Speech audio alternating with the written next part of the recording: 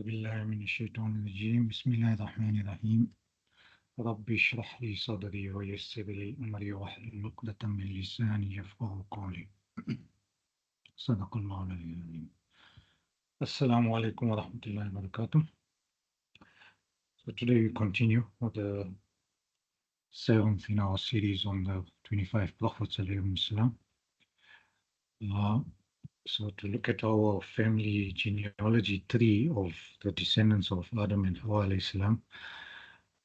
What we're going to cover today is the ones in this light green shaded area. So we've done Dawood, Sulaiman previously. So today we start off with the sons of Harun alayhi salam. And he had essentially two sons. One was Ilyas and the other one was Yasa. Those are number 19 and 20. And then we go on to another line, which is many generations down from another family. Number 21 is Yunus alayhi salam. And then we cover the next three, which happens to be those that are very close to the Christian faith, Zakariyyah, Yahya, and then Isa alayhi salam. And then our next lesson, the final one, will be on Muhammad sallallahu alayhi wasallam. So if you look at this particular family tree, these two prophets were sent directly to the Banu Israel. And essentially, even these were the Banu Israel that were preached to. Now, one of the sons of Harun was Zakariyyah. And I've indicated wives here because the lines are a little different. So Zakariyyah was married to Al-Isbat, and she was the daughter of Faqud. And Faqud had two daughters. One was Hannah and one was Al-Isbat. So Al-Isbat married Zakariyyah, and through that relationship we have a son called Yahya.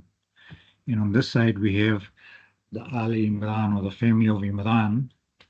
And I drew your attention to the fact that this was Imran on top here, and Imran are two different names and two different peoples. So Imran and Hannah were married, and they were very pious, both of them, and they asked for a noble and very pious offspring, and they were blessed with a daughter called Maryam. And Maryam, as we all know, is the mother of Isa alayhi salam, and she was born miraculously without the intervention of a male in her life. And so this was the second sort of miraculous birth in the process of births of the prophets, because we had Adam and Hawa created from nothing in Jannah, and now after many centuries, Maryam alayhi salam also gave birth to a child without any human intervention from a male side. So we look at these five prophets in some detail. All right, so we'll start with Ilyas, or Elijah. He lived about 910 years BC, and he lived for about 60 years. He preached to the people of Elijah, which is basically his people, the people that lived in his vicinity or where he was living. And he lived in this area called Ba'alabak, which is in Lebanon today, and a very important city culturally and historically.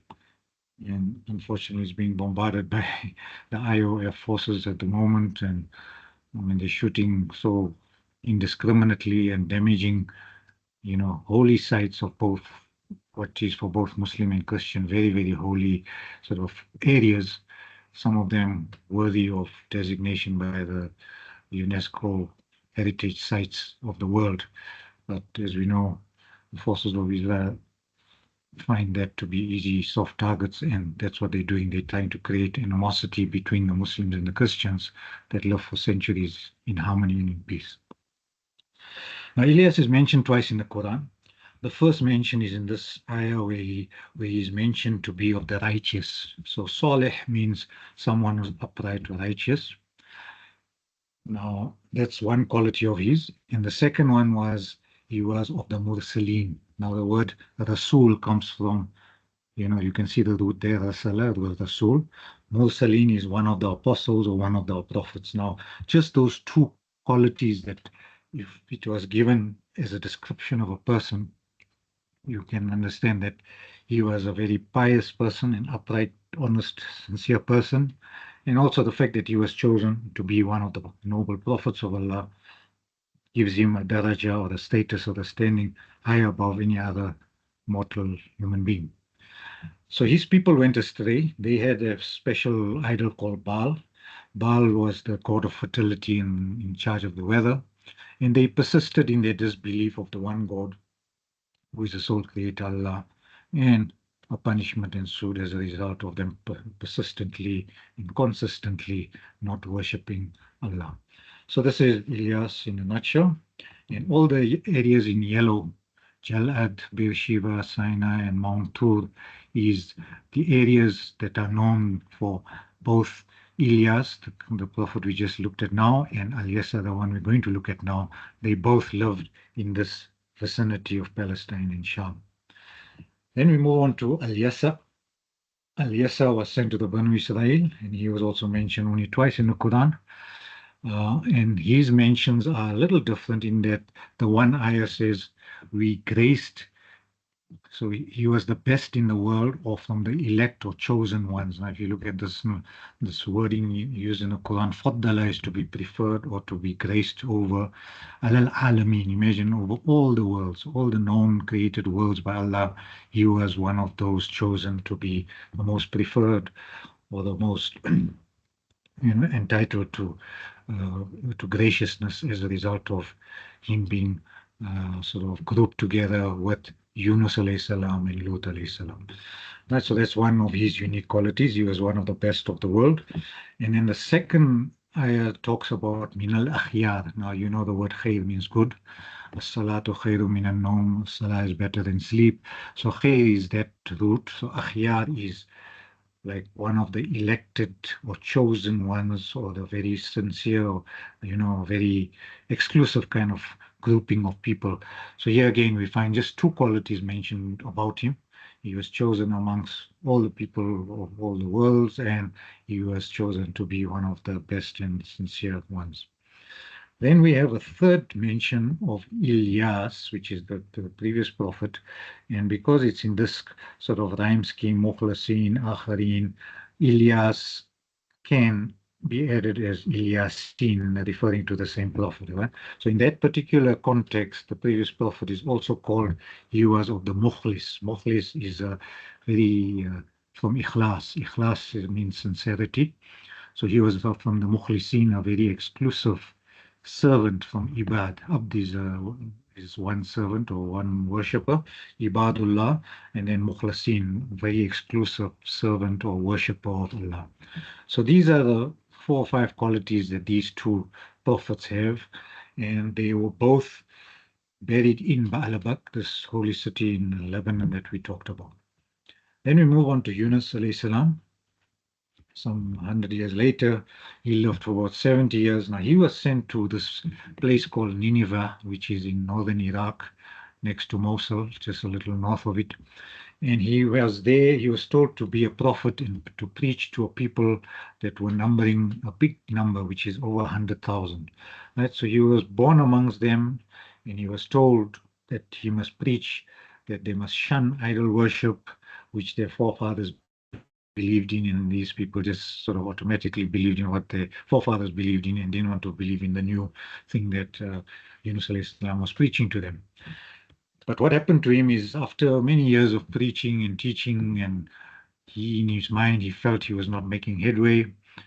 Uh, so he perceived as if he was failing in actually delivering the message.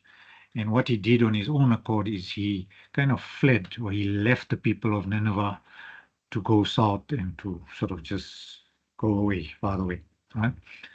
Now, he didn't do it under the command, or rather, the command of Allah didn't come to him to say, you know what, now you've had enough and we're going to create an outlet for you and therefore you should leave. He simply left on his own accord.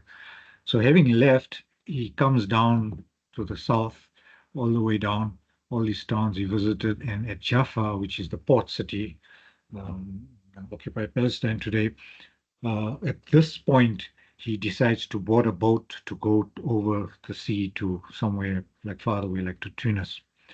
Now, as he boarded the ship, he kind of left in anger and thought that Allah sort of had deserted him, and the sky in Nineveh turned red, and the people of Nineveh actually were afraid of what happened to Ad and Thamud before because they heard about those stories, and they actually accepted Islam without the Prophet being there.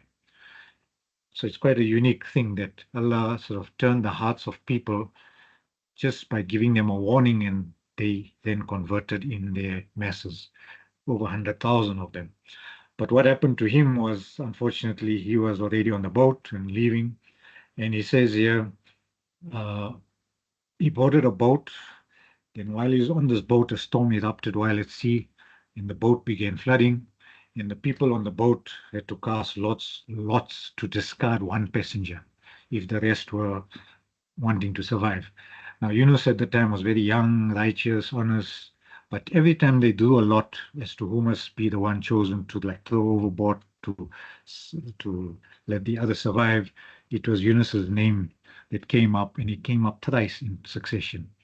So people actually didn't want him to be thrown off the boat because they respected him. He was a Nabi of Allah. But he said, look, if that's the will, and actually it's Allah's will, he jumped off the boat knowing it was God's decree. Right? And in the process, when he went into the sea, a whale swallowed him. And here he was in three darknesses, that of the night, because this happened in the darkness of the night. Secondly, it went right. His body sort of went down to the depths of the ocean, while after it was swallowed, and he was in the stomach of a whale. So he was in darkness upon darkness upon darkness, and in that position in the whale's stomach, he made sajda and dua, and then he made that famous dua that there is no Allah but you. Glory be to you, and I have done wrong. And that's the dua we normally read as La ilaha illa anta, subhanaka, glory be to you, inni, surely I am of the zalim, the one who has done wrong or oppressed and went against your will. Right, so Allah accepted this dua of his in the belly of the whale, and, and ordered the whale to spit him out near the shore, but his body had already started deteriorating due to the acid in the whale's stomach, and he had no protection. So he just landed on land, as it were, and Allah, out of his beneficence, commanded a tree to grow for him to provide shade and fruit for him. And he was forgiven and survived. But he never actually went back to Nineveh. So Yunus was the only prophet whose entire community, over 100,000 people, accepted Islam in his lifetime, and they continued practicing as subservients or Muslims for many years and for a while. Right? Now, what we learn from this particular story is never forsake Allah or the right cause that you might be embarking on, because if He gives up on us, we are definitely doomed. Right? So we always need His help at every step of the way. Secondly, only He guides, and our job is to merely give the message and never lose hope, because He's the one that turns hearts. Yeah, the muqallib al-qulub, right? The turner of hearts. And so, despite our best efforts, if He wants something to happen, it will happen. Right? So we shouldn't feel despondent or delusioned in any way. Then also, me and your role in life, we are dispensable creatures, because whatever we either do or don't do, if Allah wills, He can just get rid of us, and He can get others to do His calling, and perhaps in a better way than what, you know, than we can, perhaps. And so these are some of the lessons we learned from Yunus alayhi salam. We then move on to Zakariyyah. Zakariyyah he was born about 100 years just before the birth of Christ, and he lived for about 80 years. And he preached to the Banu Israel, and his sort of importance was the fact that he was chosen to be the guardian of Maryam alayhi salam. Right? Now, we've talked about it earlier that he was married to Al-Isbat, and he had one child called Yahya. Now, Zakariyyah was sent to Jerusalem to the children of Israel. He was a righteous man, he had noble descent, and he was a carpenter by trade. He was part of a blessed lineage, that of Ibrahim and Noah, going centuries before. Hannah the wife of Ibrahim, of Imran, sorry, made a dua that I dedicate what is in my womb to your service. Hmm? And she desired really sincerely a very virtuous offspring, and she was blessed with Maryam as a daughter. Uh, so that's Imran and Hannah having a child called Maryam. And when Maryam was born, she had a unique uh, sort of uh, distinction in that she did not cry when she was born, as all babies normally cry when they are born. And Isa alayhi salam as well had this miraculous birth rate that when he was born also he did not cry. Right, so Zakariyyah essentially lived in a place called Aleppo and Jerusalem, so he was also in the same area of Palestine. Now, the Quran only speaks of one pious woman by name, that is Maryam, although he mentions 33 other ladies in one way or the other in the Quran. And from these 33, there are only two pious women mentioned in the Quran. Maryam is one, she's very special, and is mentioned even in a specific surah named after her. We know Surah Maryam, which is in the 16th parah. The other pious woman was the wife of Pharaoh, who had this unique distinction of asking for a house to be built for her in Jannah. That was her dua. And it was an amazing dua, considering that she was the first lady of the state of Egypt, in other words, the Pharaoh's wife. She lived in a palatial mansion already, but was totally unhappy in her marriage, right? So we have somebody who's like deep down a submissive, humble human being, not like the arrogant Pharaoh that was her husband. So when Maryam was born, her father Imran had passed away, so people cast lots to decide who should be a caretaker, and Zakariyyah's name came up thrice. So if you look at this relationship again, I said Zakariyyah was here, he married Elizabeth, and Imran was here and he married Hannah, the two daughters of Fakud. And so he became, Zakariyyah number 22 became the caretaker of Maryam because he was like chosen when people cast the lots as to who must look after her. Now, what he found surprising, Zakariyyah, he says, whenever he entered her sanctuary, in other words, next to Masjid al-Aqsa, he was flabbergasted by finding fresh fruits there, even if these fruits were out of season. So it was like a miracle that she always had fruits in her sort of sanctuary, even those fruits that are out of season. No one could actually have it, but she had it there. He then asked Allah for the miracle to grant him a child, even though he was very much of an old aged man. And he was given this wish, and a son Yahya was born, who was to become a great leader. So, yeah, this marriage brought about Yahya, the son of Zakariyyah. And Zakariya's message essentially from Allah was be God fearing, in other words, have taqwa, be kind to your parents, and don't be arrogant, and don't disobey. So these are some key gems that we pull out of what Zakariyyah was taught and what we also need to imbibe. Have these four qualities: be God fearing, kind to parents, don't be arrogant, and don't disobey. Right, then we move on to the son Yahya. Now you see, he was born around 31 BC and he died in the year when Isa alayhi salam was born. So he only lived for about 30 years. He was also brought to preach or teach to the Banu Israel. His mentions in the Quran are about 5 times. He lived essentially in the area Damascus, Jerusalem, and along the Jordan River. So they say as a young boy, he had a very gentle heart. He loved animals and nature, and he was very studious. He was always reading books and studying.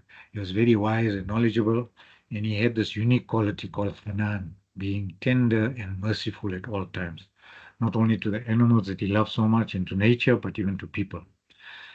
Now, Yahya's mother and Isa's mother, we've said they were sisters, and both Yahya and Isa were given unique blessings. They were given divine protection at birth, and they had a unique either death or resurrection.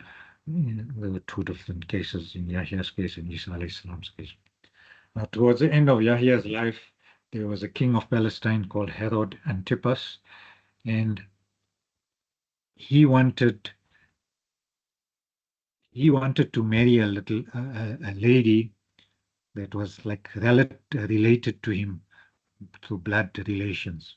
And according to Yahya, this was deemed an incestuous marriage. In other words, you can't marry somebody so close from another family, but so close almost as if you are brother and sister. So he opposed this marriage of this king of Palestine, Herod. And as a result, this king actually killed Yahya, but at the same time, Allah sent invading armies to destroy everything the king and his wife wanted to rule over. So they consummated the marriage, but Allah was unhappy with the marriage and he destroyed everything of theirs in the process of them not being successful in what they wanted to do because they went against the Torah law of the time. All right, then we move on to 24, which is Isa or Jesus. He was born, obviously, the first year of the Christian era. Now, people also call it, so it was, we know of BC and we know of AD normally. Now, AD stands for Anno Domini, which is Latin for in the year of the Lord. Now, obviously, this word Lord has got a problem for us as Muslims in that we don't believe him, Jesus, to be a Lord or the Son of God or even Allah himself.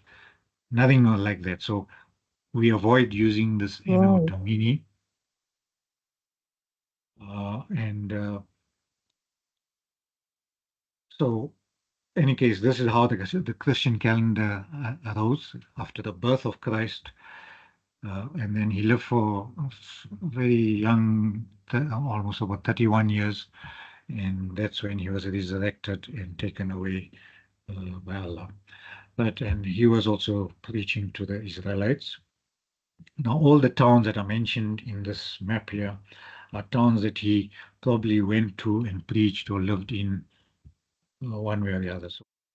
Okay, so Imran had passed away when Maryam was born, and Yahya was elected to be the caretaker of Maryam. Now, Maryam was a very pious woman. One day, Jibreel came to her and gave her glad tidings of having a son, even though no man had ever touched her.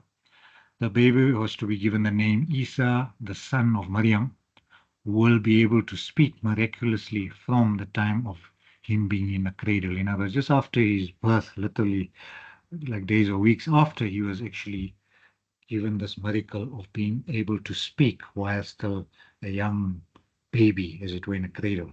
And this was the second of the miracles that were given to Maryam. Right? Now, Isa, as a very young boy, he questioned the rabbis, those very literate people in the Torah, the people of the Banu Israel. And what happened was these rabbis felt threatened by him, this young boy, questioning them all the time. Now, he did a few things. He picked fruits to feed a hungry child and lit a fire for an elderly woman on the Sabbath. And this kind of showed that noble work could be done on a Sabbath, although they are told not to do anything on Sabbath. But when there's a necessity like this, where there's hungry people or elderly people near requiring help, you can actually do something for them. Right? So that's one thing we learn about it. Then also he noticed the monetization of faith. In other words, religious clergy of the Jewish faith making money out of the Torah and out of what the tools of their trade.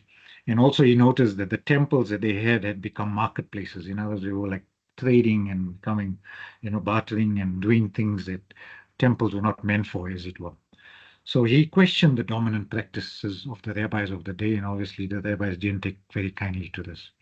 Now, here on the side, I've just got a picture of the place where it's reputed that he was born. The one version says he was born in a manga, in other words, at a feeding or a near feeding trough for animals on a farm. Or in another narration, it says it's in a cave, and this is about 10 kilometers south of Jerusalem. It's in a place called Bethlehem. And right now, there's a church called the Church of Nativity in the Bethlehem town square, where this particular cave or manga is still there at the bottom. But Allah knows best. Right? Then also, whenever Allah refers to Isa alayhi salam in the Quran, you'll notice it says Isa, the son of Maryam. So this is the unique thing about the Quran, that throughout it's always said it in this way. It doesn't just talk of Isa, it always says Isa, the son of Maryam. So in other words, what it's doing in doing it that way is that we're denying the fact that Isa is the Son of God, right? Which is contrary to monotheism, because God is indivisible. We know He's got the unique concept of Tawheed, this oneness of God, and God being God, He doesn't actually need a son or a daughter or any angel or anybody, actually speaking, to survive. He survives on his own. He's the everlasting, the beginning and the end of all things. So God is in His nature God and doesn't need a son of God to make him, do the functions of a God. Right? So that's just something that the Quran does as a normal thing. Right, now here on the side we have the place where Maryam used to pray. When they talk of her little, mihrab, this is the mihrab, and this is the place where she used to pray in seclusion. This is located next to the Al-Aqsa Mosque, in the mosque that's below the ground level. So it's in the compound of the Al-Aqsa Haram. It's just about 100 meters from the main Al-Aqsa Mosque. So this is a place where Maryam alayhi salam used to pray, used to make her ibadah, and the place where um, Zakariyyah always used to find her with fruit even before she gave birth to Isa alayhi salam. Right, then we go on to Isa's other parts of his life where he questioned why offerings were burnt in the temple while people were hungry outside, which is quite strange. I mean, imagine you're having food and you give it as almost like a offering to in the temple, whereas people who are outside are hungry for food. It's quite strange, but he questioned that. Right? He also asked people to stop hoarding wealth and to worship God sincerely. And the third thing he did was he denounced a prominent Jewish sect called the Pharisees, who practiced a superficial understanding of the Torah, and they were hypocritical because they taught about God, but they themselves had no love for God. So it's quite strange that you talk religion, but you are irreligious yourself. So it's quite something that he actually taught against that as well. Right. One day, an adulterous woman was brought to Esau with the question, should we stone her? Because it was a Torah's sort of injunction. So he gave an amazing reply. He said, whoever was sinless amongst you who are asking me the question should go ahead and stone her. Now, the people who asked the question were obviously learned people, and they understood that God was the only sinless entity because all of them were sinners in one way or the other. And therefore, the best judge of whether she committed adultery or not was actually Allah's decision, and Allah will deal with it. So this was the answer given on that occasion. The other thing Isa is famous for, he was granted many miracles through the help of Allah. Nothing he did on his own. So the few things he was able to do in his life over the many years, he could bring the dead to life. He was able to talk in his own infancy. He was able to breathe life into a clay bird, in other words, something made out of clay or putty, and he just breathed into it and the bird became alive and could fly. He was also given this unique quality of able to cure the blind and those suffering from leprosy. He also had knowledge that no one knew, like knowing what was in their houses and what they stored, in their storehouses in their houses. And then the last miracle he was asked to perform by his disciples was, they said, ask Allah to send on a table laden with food for us to enjoy. And this is a table laden with food and fruit is called Ma'idah in Arabic. And we've got the whole Surah Al-Ma'idah in the Quran talking about this event and other, instances of his life story. So it was brought to them, and this was called the Last Supper because it happened the night before he was actually so-called put on the cross and he died. And which Allah, he gave, he allowed this miracle to happen on condition that if they continue to disbelieve, his punishment will fall. Here on the side, we have the entrance to the Church of the Holy Sepulchre, where Isa is reported to have been, according to some, crucified, buried, and resurrected. And this is in the church in Jerusalem's Christian quarter, which is like about 400 meters away from the Masjid al-Aqsa compound. And the amazing thing about this particular church is that the keys to this church were given to the Muslims at the time of Hazrat Umar. Now, imagine uh, Umar is the second Khalif during the time of the Prophet Muhammad that lived almost like 600 years after Isa. And that key, when the Christians gave up the city of Jerusalem. They said Hazrat Umar must come himself personally to actually be given the key to this, to the whole sanctuary of Jerusalem. So he came with a slave. We all know the story. He was driving one, conveyance. It was a donkey or a horse or something, and they took turns. And it so happened that when they entered Jerusalem, it was the slave's chance to be on the animal. And Hazrat Umar, the Caliph of the day, was walking next to him, and he was pulling the slave, and they entered Jerusalem. It's quite a phenomenal thing in Islamic history of how the city of Jerusalem was taken over by Muslims much later. The important thing about it is that key that was given to this church, it was entrusted to a Muslim family in Jerusalem, and that family over generations, literally, if you talk of since the time of Hazrat Umar, which is like something like 1400, 1500 years ago, till today is kept by a Muslim family. And every day that person goes, he unlocks the doors of the church, and Christians are allowed to enter and pray and do whatever they want to. And at the end of the day, he locks up and keeps the key himself. So this is the way the Muslims treated Jerusalem with the respect it deserved. And up to today, they have been given this sort of value, and this man still does that. Okay, then we move on to Isa. In his life, he was met with disbelief, rejection. The priests also felt threatened in his own community, besides the rabbis or the Jews also feeling that way. So they started to defame him, slander him. They could not impose a death sentence on him, so they convinced the Roman emperor, who was in charge of the area at the time, to arrest him, right? On whatever charges they trumped up against him. When Judas betrayed Isa alayhi salam and agreed to get a crown of thorns to be put on Isa's head when he was put on the cross, and they thought they had put him on the cross to kill him. So not only is the cross gonna kill him, he's gonna bleed to death when nails are sort of hit through his hands and his feet and all the rest of it, and we've seen pictures of it. But also the intention was to kill him even with the thorns on his forehead. But the Quran categorically talks about what happened on that day. The Quran says they did not kill him, they did not crucify him. Instead, he raised him up to himself. Allah caused this human being to be lifted while he was still alive and taken away to the seven heavens, and he will have a second coming at the end of time. So he will return to earth to usher in the end of life as we know it on this earth. So the Jews thought they had buried him after removing a body from the cross, and the Christians gave him an exaggerated status, ascribing divinity to him, making him like the Son of God, right, or even God himself. And Isa never claimed to be either God or even the Son of God.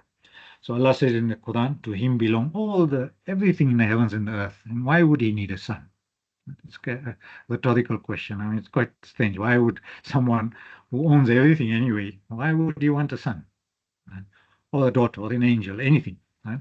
And Allah then sent the final messenger, Muhammad Sallallahu Alaihi Wasallam, about 570 years later to rectify this misbelief of both the Jews and the Christians about how he died and what actually happened to him. Right, then we move on to, this is just the Quranic ayah that talks about it, where they did not kill him, they did not crucify him, but another was made to resemble him to them, and that person actually died on the cross, and they thought they had killed Jesus, but meanwhile it was another man, right? And so, but the bottom line is they did not kill him for certain, right? And Allah raised him for himself. Right, so Christianity is the second of the three Abrahamic faiths, descendants from Ibrahim alayhi salam. Now, there's a few cardinal doctrines of Christianity. The Bible is God's word. So they believe that the Injil or the New Testament, which was compiled as a book by the disciples of Isa alayhi salam, those 11 or 12 that were around him, they all wrote different parts of the Bible, and that book became the Injil or the New Testament. Now, doctrine 2, 3, and 4 is where we as Muslims differ fundamentally with Christianity, in that they believe God is three in one. There's this concept of the Trinity, right? There's a God, there's this God and the Son and the Holy Ghost as a Trinity conception. Maryam is not part of that picture, right? They also believe that Jesus is fully God and that he died on the cross and he died for our sins. And if we just believe in him, then he will intercede on our behalf, and we can carry on sinning as long as we are covered, because he's going to intercede on our behalf on the day of judgment. And he's taking all our sins on his shoulder, all because he died on the cross as well.